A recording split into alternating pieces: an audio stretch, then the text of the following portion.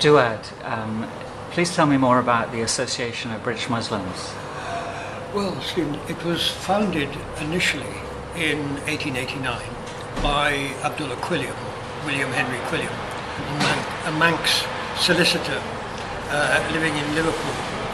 And it was initially intended, I think, though the documents would have to be looked at more closely, but as a means of helping Lascars off the ships, particularly Yemenis and Somalis, living in Liverpool, similar communities in Cardiff, North Shields and Glasgow, and of course in the Port of London, helping them to deal with the authorities. They had limited English, had limited knowledge of how the British way worked, and so on. They too, as a sort of quid pro quo, were quite well versed in various basic Islamic things, passed these on to the converts in Liverpool. So there was a mutual benefit going on there. And this lasted for about 20 years, I think, until around the time of the First Balkan War in the early 20th century, when things got so hostile that quite a lot of them left, went to the Ottoman Empire, basically. Hostile toward them as Muslims? Towards Muslims, whether immigrant or native converts. Right. And so the community sort of broke up. It didn't entirely disappear. There was one lady who, and her mother who had converted. They came from somewhere up northeast Lancashire, around Pendle area, and they continued their activities there. But essentially the community fell apart. Quilliam comes back in 1916. The thing hadn't actually, Islamic activity hadn't actually gone away completely. There was a sort of Quranic literary society which had been set up by Abdullah Yusuf Ali, who was the famous translator of the Quran. And that got absorbed by Quilliam's second appearance in 1916. And then they called in Liverpool it had been called the English Islamic Association. And now they call it the Western Islamic Association. It was based in around West London. This led to them acquiring 111 Camden Hill Road in Notting Hill, which is now a pizza plant. And they had sort of literary evenings, typically middle-class England in the First World War, post-First World War period. One of the great stalwarts of that was Muhammad Pickthall, another translator of the Quran, Greek-English polymath.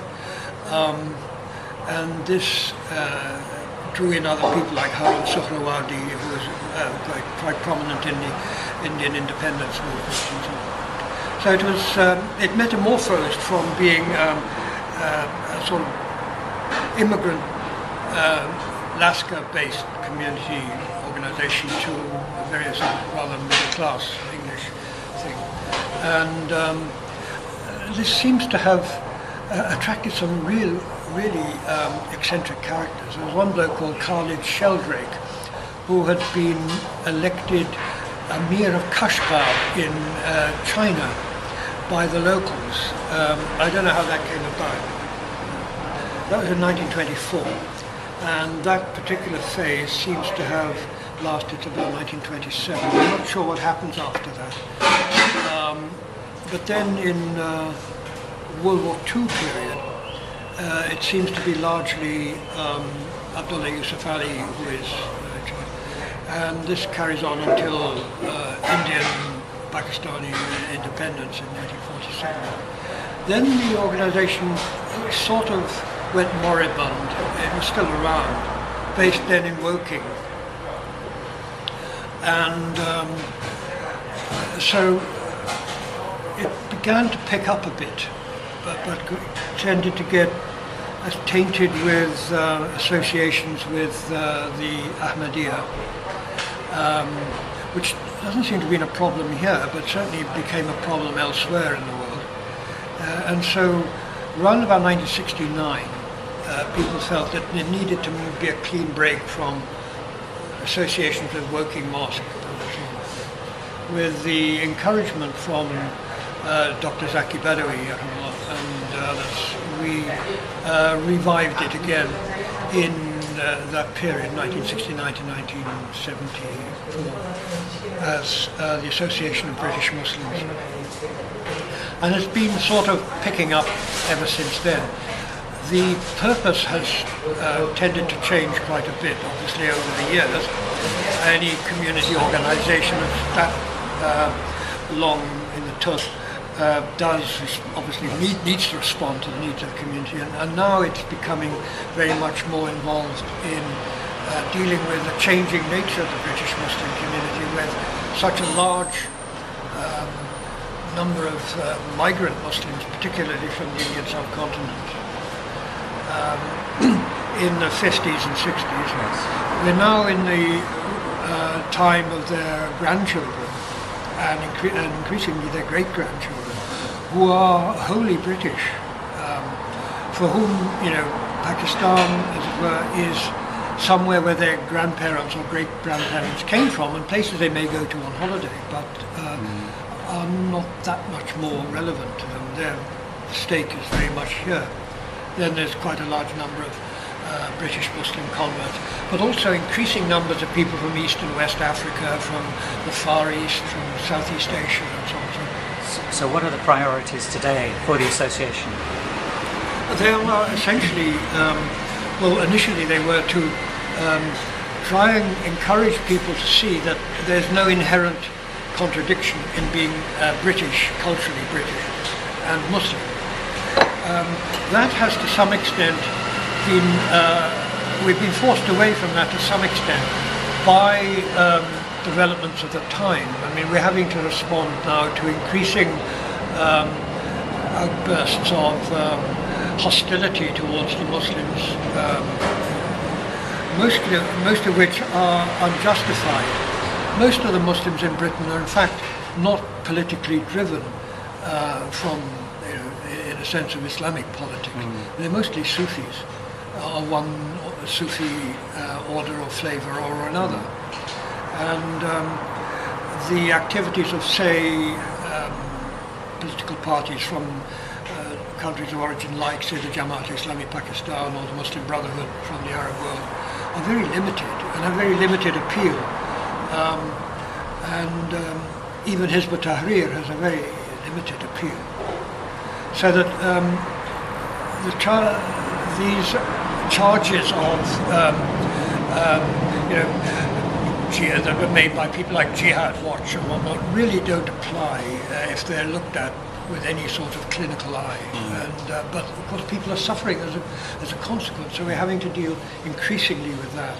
We also try and liaise with the authorities, both the central government ones and other institutions of society, the churches, the various Jewish organizations and so on. And several of us have got quite good and developing relations with different ones of these. We like people to follow their expertises and their inclinations. So we have Paul Armstrong in Wolverhampton, who has built quite good connections with the Jewish communities. And so, fine, leave it to him, that's his pigeon, although we all join in.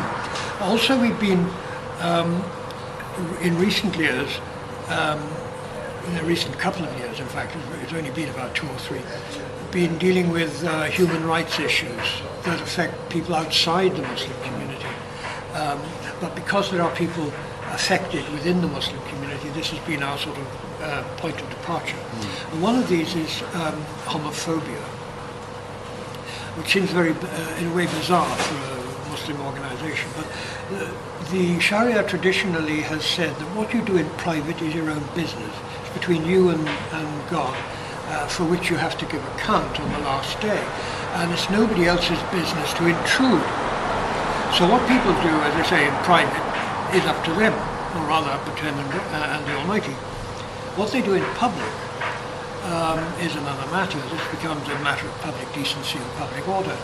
But the same rule applies to married couples, to heterosexuals as it does to homosexuals, if they carry on these private bedroom acts outside in public.